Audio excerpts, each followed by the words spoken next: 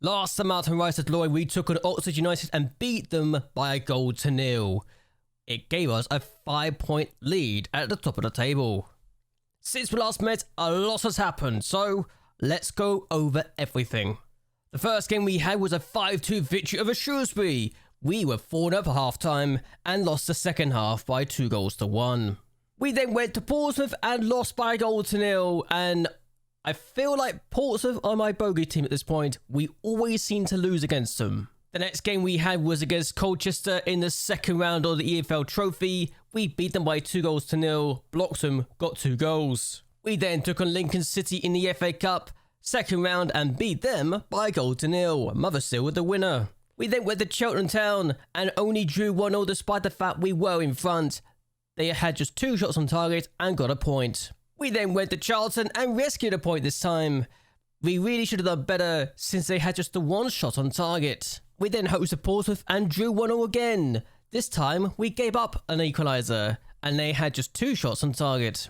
We then hosted Crewe and had to rescue a point again, and we should have won this match given how good our chances were. The next match we had was a first league win in 5 matches as we beat Lincoln City by 3-0. And then we followed that up with a 4-1 victory against Salford after coming from behind to absolutely decimate them. And then we took on Peterborough United and beat them by a goal to nil. Oakley Cannoneer scored the only goal of the game. And then we sold a player for £5.75 million. And that player was Joe Bellingham. So it was beginning the transfer window. We had a message saying that there was talk about him going to Palace. I thought nothing of it.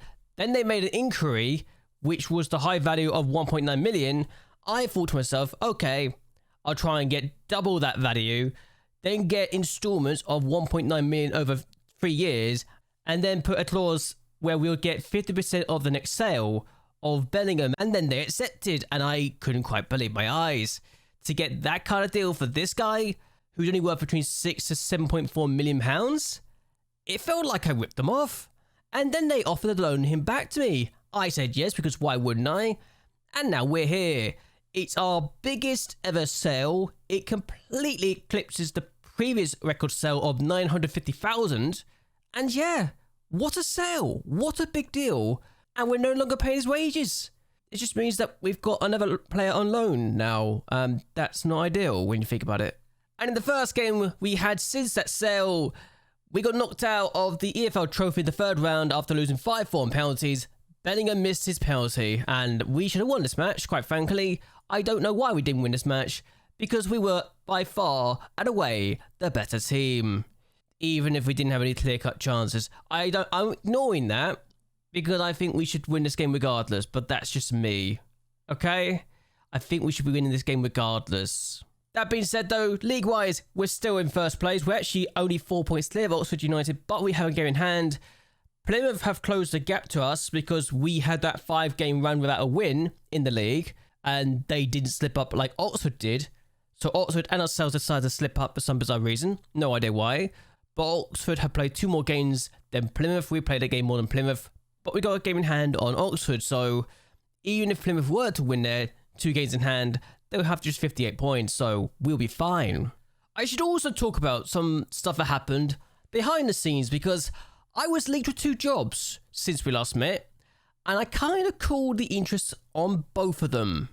The first job I was linked with was Milton Keynes, and yes, I was linked with this job, and I kind of didn't say anything. I just kept my cards to my chest because I just said nothing. I kind of kept my silence, and the board loved me for it, so happy days. Milton Keynes being the first team that I was linked with, and I was made the favourite for the role.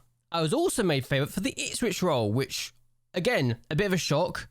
And the only reason I noticed I was the favourite for this job was because I looked at the job centre and I looked at the odds and I saw my name and I thought, oh, I'm the favourite for this job. Okay, that's interesting. But given that Ipswich and Milton Keynes are both in a relegation fight in the Championship, I thought to myself, well, that's fine.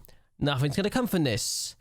And then the second one came up that is a bit more significant. Sheffield United of the Premier League suddenly linked me to the role, and that was a big thing.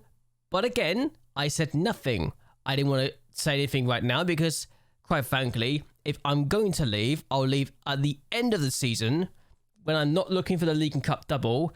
Not that I can do the Cup part anymore, but I'll only leave once I've won League 1 and I've got the team to the Championship in a much bigger league than they were previously when I took over. Yes, they were relegated to League 2, but technically they were in League 1 when I took over, so I'm counting that as a thing. But yes, Sheffield United in the Premier League, bottom of the table at the time. They're bottom now. They've lost every game since I was linked to them. And quite frankly, I think I've escaped a bullet here. The only time they've not lost is against Watford and they drew 0-0. So, yeah, probably a good thing I didn't go for this job. But with all these jobs available, I have to look at this and ask, who am I the favourite for? And right now, it's nobody. So, as far as I'm concerned, that's fine. There are some interesting jobs available that would catch my eye and get my attention if I was to be offered them, and the Nordsjælland and Malmo jobs are two of those jobs. Mostly because one, Sweden, Malmo is one of the bigger teams in that country, in that division, and two, Nordsjælland have just lost their manager to Sheffield United, so again it makes sense to me to look at that job and think, I could do that.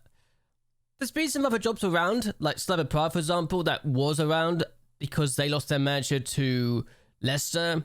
They ended up signing someone else, but at this point I wasn't really ready to leave Forest Green yet, and as far as I was concerned, it made sense not to go for these bigger jobs that I could go for. But if I was to leave Forest Green, it would have to be a team that's abroad at this point and not just an English team. I want to get my first top flight league and it not be an English one. So I want to go abroad to get my first top flight league, if that makes sense. So Sweden and Denmark would definitely be amongst those teams. And in fact, this team would be one of those teams because I've seen this team win the Slovakian leagues in my other save. And it makes sense that I could go for that job as well. But yeah, they are without a manager right now. I believe they sacked the manager, then sent out 12 teams. And yeah, they've had no manager for the last 28 days. This would be one of those jobs that would get my interest because it's out there and it's in the top flight league.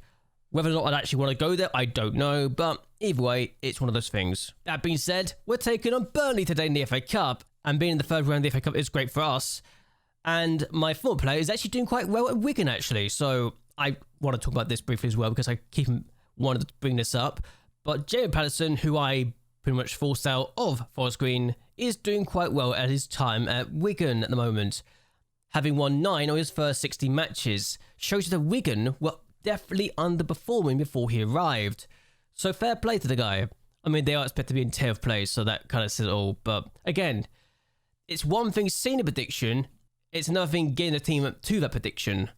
They've also won League 1 4 times. Is that a record? That's got to be the record, right? It is. Okay. But yeah, we're looking to win the FA Cup third round game against Burnley, who are actually struggling in the Championship. Vincent Kompany has not gotten promoted in this universe. And in fact, they have not had the best of times.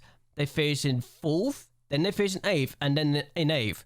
So they've missed out on the playoffs in the last 2 years. And Kompany has not had the best of times this year. And I swear his job is not secure.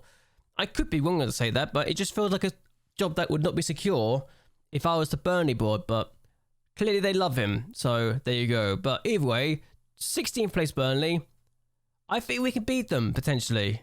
But this is going to be our team for today, though. Ward, Noland, Taylor, Hab, Coulson, Carr, Iqbal, Bellingham, Raksaki, Tawanda, and Cannoneer. Smith, Warner, Jenks, Phillips, Mitchell, Mavasil, Bloxham, Biller, and Jackson are all on the bench.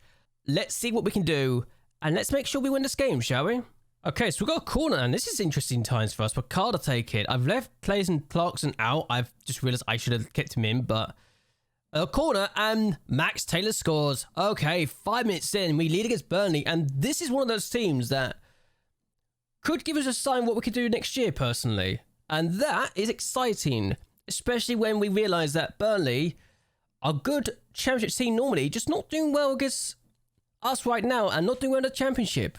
Hap with the free kick. 10 minutes, and if we get a 2-goal lead inside 10 minutes, that'd be great, but I definitely want to make up for that defeat against Cardiff, because that was a shock and definitely was not planned, especially when I wanted the League and Cup double, but they get the ball back anyway. I feel like getting to the Championship with this team is great, but I'm also looking at the door and thinking I could probably get a new job because it's the World Cup year as well. So if we get some big jobs open for the World Cup, then we could find some other smaller jobs open up as well, because managers will go to the bigger clubs to replace them, and that'd be great. But Nolan's on the ball now, could play this in the middle, and hasn't done. Might play it to Iqbal, does. His Iqbal plays in the middle himself, head of the way, but Nolan heads it back in, and Raksaki loses out, but here's Nolan again, plays it across to Wonder, and it's 2-0 inside 11 minutes. I think the keeper died before the ball was even shot. Am I just seeing that? I feel like that just happened. Either way though, we're 2-0 against Burnley in the FA Cup third round. This is great for our point of view, that we're getting all this money potentially, but yeah, he's died before the shot's even taken, and it's still powered past him. If this ends up being 3-0 inside the first 50 minutes, then something has gone very, very wrong here. We should not be this good against Burnley, personally, and that's just me. But here's Coulson on the ball to Wanda. Coulson plays across to Iqbal, his car, and it's Bellingham now. He's lost the ball. I hope that the move to Palace hasn't really shifted his attention elsewhere, because he knows he's not here next year. But we've blocked a cross or shot, but Iqbal's played the ball forward. How is Raksaki onside? He could play across to Kanane or someone, couldn't he? He tries to, finds Kanane anyway, and the ball's back with Iqbal, and it's in. It's his first ever goal for us, and I don't know how Raksaki was even onside. How was he onside? Like, we're not going to see it, but this is a 3-0 lead against Burnley inside 15 minutes. This is mental that we're already 3-0 at this point. Does the keeper take blame for that one? I think he does. Nothing's happened until this corner. Kanane takes it because he's short. And Taylor's shot, I don't know how it's not got him. That could have been 4. It should have been 4. Another free kick. Taylor now on the ball. Finds Nolan. His car. Taylor. This, honestly, definitely was not on the cards of what I was expecting today. But here we are. Coulson can play the ball forward. Finds Tawanda. He cuts inside. Finds Carr instead. He goes for goal. And he's hit the bar. Carr only scores 1 of the goals, I've realised, and you haven't seen any of them yet, but I'll show you at some point in the future. What is happening in this game? We should not be this good against Burnley, but I'm not complaining. I'm definitely going to take it.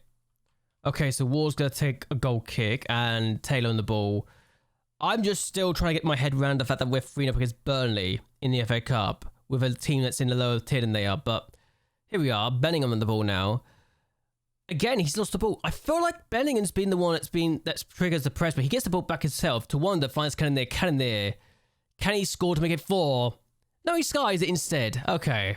Okay, so we got a throw. We've made 5 changes here. Taylor finds Iqbal. He finds Phillips, who's coming from Bellingham. Now it's Mothersill. Finds Kanane. Good ball to Kanane. Should be 4. Yes, no. Oh, was it the bar instead? It could have been 4 if it didn't bounce on the bar.